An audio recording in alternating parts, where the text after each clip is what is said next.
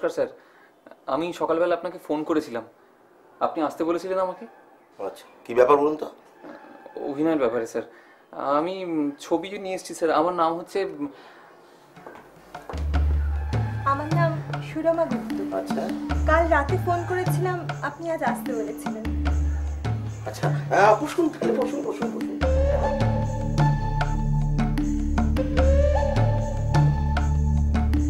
একটা চা দিয়ে যা।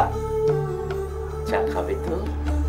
আপনি খাওয়াবেন আর খাবো না, এও কি হতে পারে? কি হলো, তুমি দাঁড়িয়ে কেন? স্যার ওই ছবি আপনি বললেন যে নেব, সব লেখা আছে স্যার, নাম ঠিকানা আমার। ঠিক আছে, একটা কাজ করুন, 3-4 মাস পরে খবর নেবেন, আর মাঝে মাঝে আমাকে ফোন করে আবার ডিস্টার্ব করবেন না। আমি ছবিটা এনেছি, দেব? আরে চা আসু, ছবি তো দেবেই। আগে কোথাও কাজ করেছো? হ্যাঁ। তোমার চেহারাটা বড্ড মিষ্টি গো।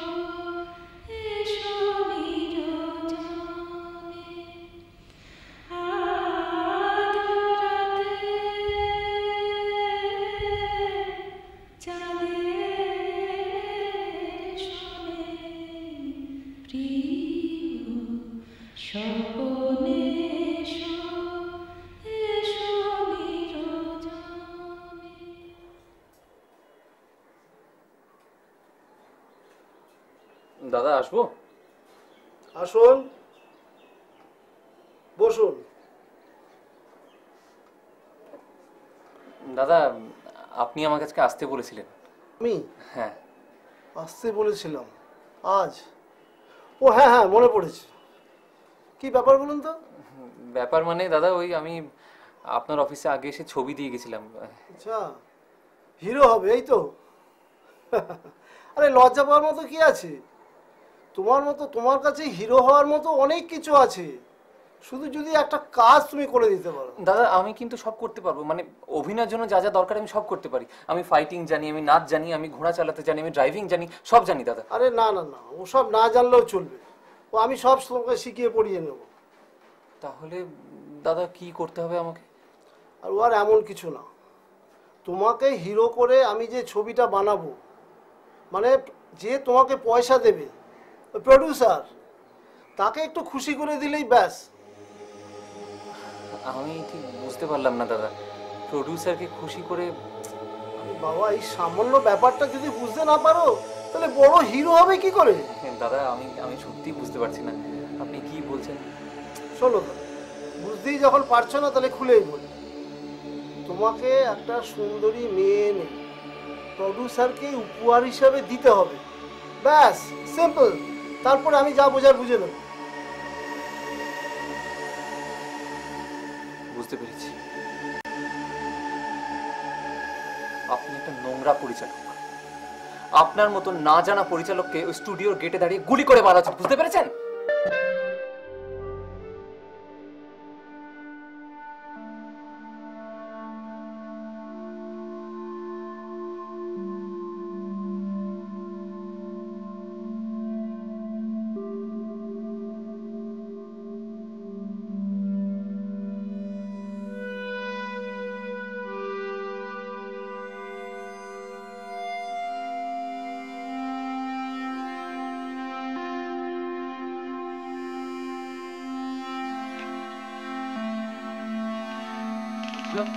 প্রতিভা,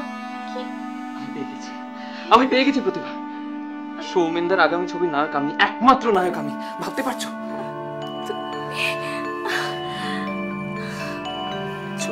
করলে আমরা বিয়ে করে নেব।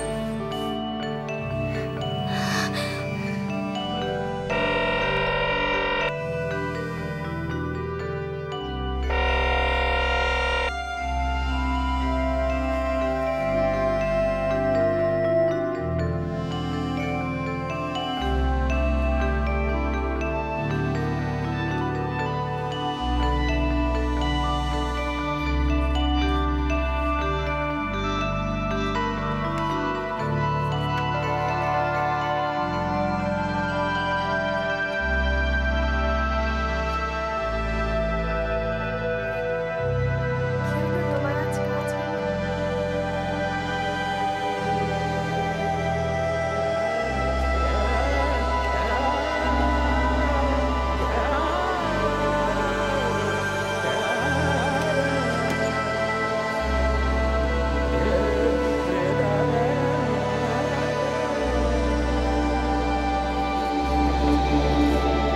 কি হয়েছে? কোথায় যাচ্ছ? ব্যাগ গোছাচ্ছ যে? বাড়ি যাচ্ছি। বাড়ি যাচ্ছ? কেন, বাড়িতে সবার শরীর ঠিক আছে তো? হ্যাঁ, বাড়িতে সবার শরীর ঠিক আছে। আমার মাথা খারাপ হয়ে গেছিল, তাই আমি সিনেমার হিরো হতে এসেছি। এখন মাথা ভালো হয়ে গেছে, বাড়ি যাচ্ছি।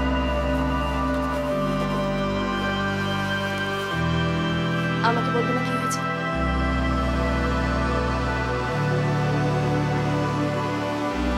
কি হতে চেয়েছিলাম? রাজা হতে তো চাইনি, চেয়েছিলাম অভিনয় করতে। কত লোকই তো সুযোগ পাই বলো, কিন্তু আমাকে কেউ একটা সুযোগ দিল না, একটা সুযোগ দিল না আমাকে। আমি জানি আমি অভিনয় করতে পারি, এবং অভিনয় করার জন্য যা যা করা দরকার আমি সেটাও করতে পারি, কিন্তু কিন্তু তাই বলে প্রডিউসারকে মেয়ে সাপ্লাই করব? আমি দালালি করব? না, ওটা আমি পারবো না, ওটা হবে না আমার।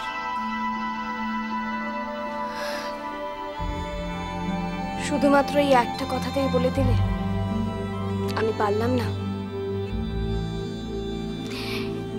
এটা তো একটা প্রপোজাল ছিল, সেটা মানা না মানা সম্পূর্ণ তোমার উপর।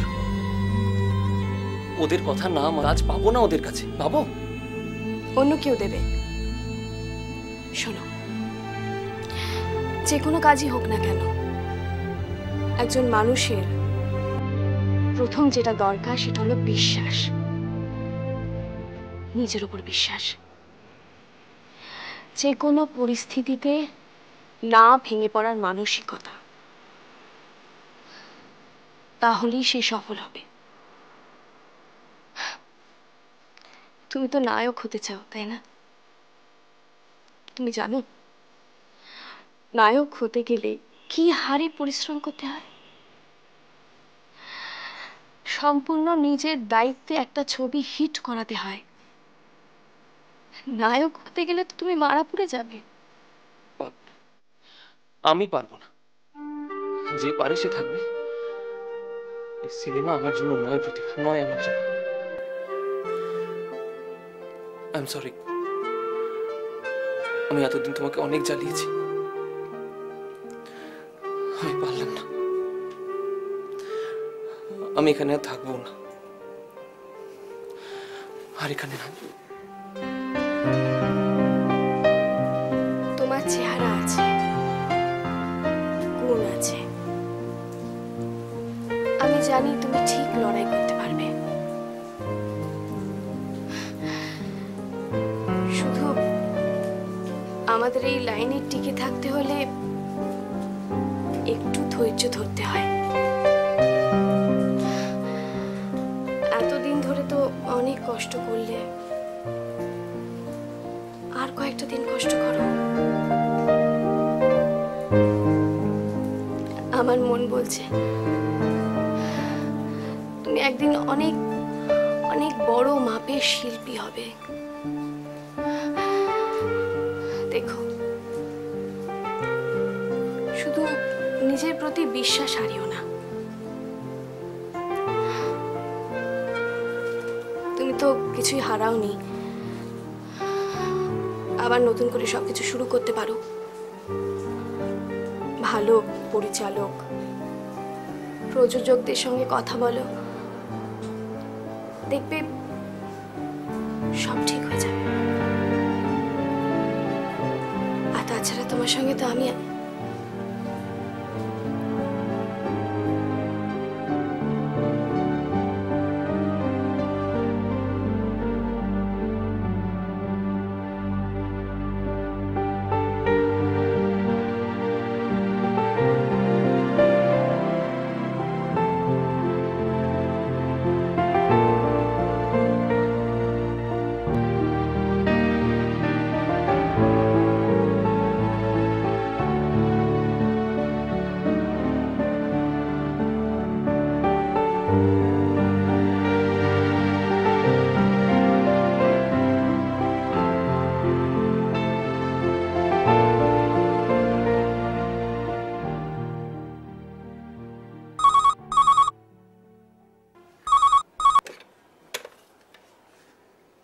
হ্যালো,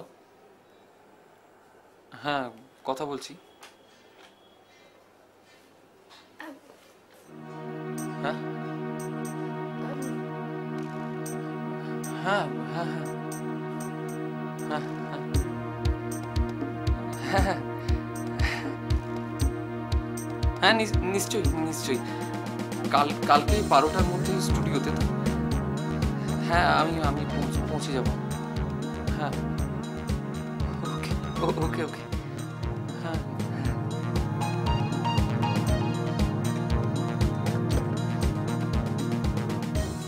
কি হয়েছে? শঙ্কর দেবনাথ, অসীম ভট্টাচার্য। শঙ্কর দেবনাথ, অসীম ভট্ট, হ্যাঁ হ্যাঁ তো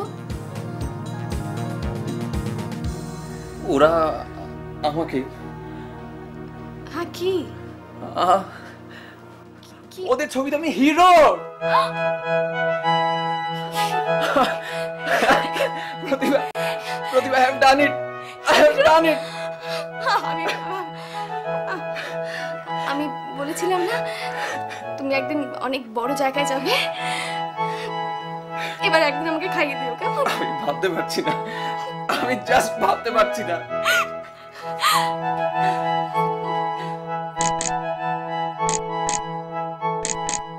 আরে প্রথম দুটো ছবির একটা সিলভার জুবলি করলো, আর একটা করতে চলেছে। এ হিরোকে আর পিছন ফিরে দেখতে হবে না। বাহ, এ তো খুব ভালো খবর।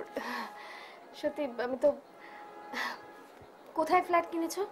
ভবানীপুরে। আমি ভেবেছিলাম তোমাকে বলবো, কিন্তু আবার ভাবলাম যে এতদিন এখানে রইলাম, আমি যেই নামটা হলো অমনি একটা ফ্ল্যাট কিনে চলে যাচ্ছি, তুমি যদি কিছু ভাবো আবার। না না, কি ভাববো, ভালো তো। কথাও তো ওরকমই ছিল যে তুমি কাজ পেলে এই বাড়ি ছেড়ে দেবে, নিজের একটা ব্যবস্থা করে নেবে। আর বেশি দিন এখানে থাকলে আমিও ভাবতাম যে তুমি আমার অবস্থার সুযোগ নিচ্ছ। যাক বাবা, বাঁচলাম তাহলে। আমি খুব টেনশনে ছিলাম জানো তো। না, টেনশনের কি আছে। তুমি তুমি কবে যাবে? ভাবছিলাম যে যদি আজকেই শিফট করি। আজই? হ্যাঁ, মানে শিফট তো করতেই হবে, আজকে যদি করি, মানে ওয়াই নট টুডে। তাই তো, ঠিকই বলেছ। নতুন ফ্ল্যাট খালি রাখা উচিত নয়। তাছাড়া তোমার তো এখানে গাড়ি রাখাটাও একটা প্রবলেম। না, ভালোই তো। আমি ভাবছিলাম অন্য কথা। ওই তুমি চলে গেলে আমার খাওয়াটা কি হবে? আরে মনে নেই, আমার খাওয়া পাওনা আছে তো। তুমি হিরো হয়েছো, আমাকে খাওয়াবে বলেছিলে। একদম ভুলে গেছি। হ্যাঁ, এখন তুমি ফ্ল্যাটও কিনেছো, আমি এত ছাড়তে পারবো না।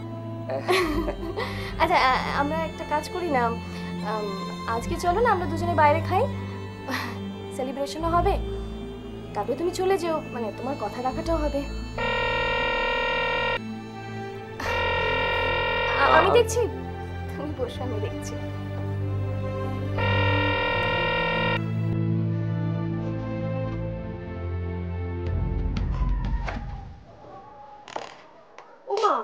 এখনো রেডি হওনি? আজই তো শিফট করতে হবে। কোথায় জিনিসপত্র, কোথায় প্যাকিং হয়নি? চলো গুছিয়ে নি তাড়াতাড়ি, চলো। আমি ছাড়া তুমি একদম চোখে অন্ধকার দেখো না সবকিছু। চলো, আমি এত এসি না থাকলে আমি থাকতে পারি না, তুমি তো জানো। আর ব্যান্ডে আমাদের টেবিল বুক করা আছে। চলো শুটি, তাড়াতাড়ি চলো।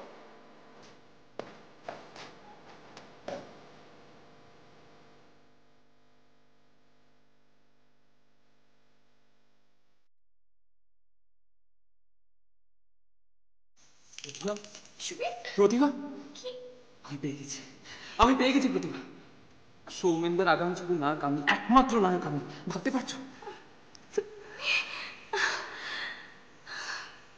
ছবিটি রিলিজ করলে আমরা বিয়ে করবো।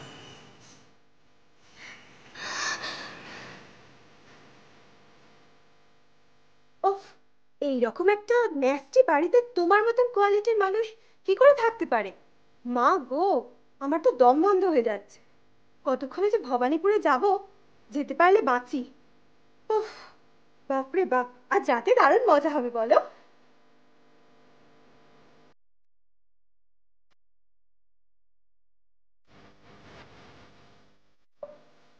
এক মিনিট।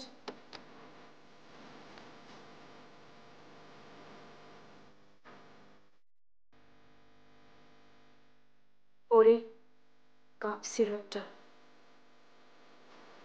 একটুতেই ঠান্ডা লেগে যায় তো, তাই।